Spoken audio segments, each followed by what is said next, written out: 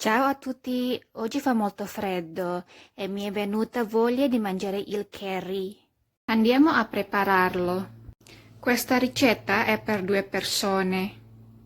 Qui abbiamo una carota tagliata, un po' di fagiolini, 200 g di carne a cubetti. Potete cambiare con il pesce o il pollo, oppure se siete vegetariani non metterlo e mettete più verdure. 2 cucchiai abbondanti di salsa di curry.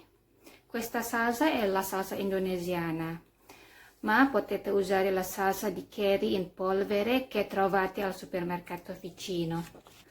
Uno scalogno, uno spicchio d'aglio, un bicchiere di latte di cocco e 2 peperoncini.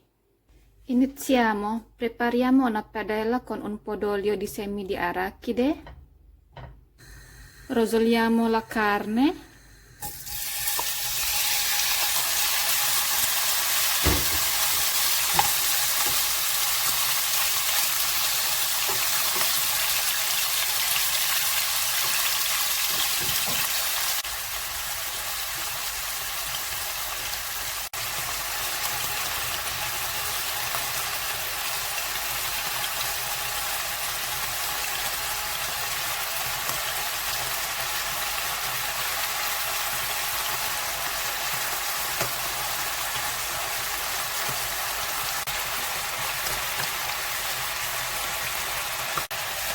Aggiungiamo gli odori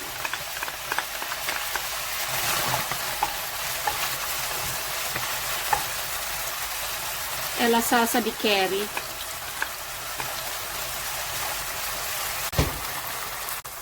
Dopo qualche minuto aggiungiamo il latte di cocco.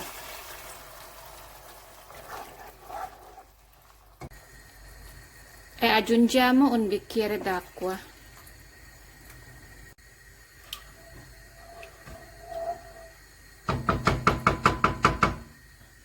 E lasciamo cuocere per 30 minuti.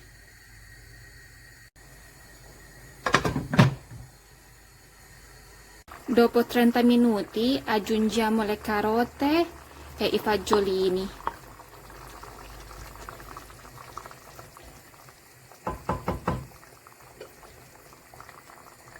Cuciniamo ancora per 15 minuti.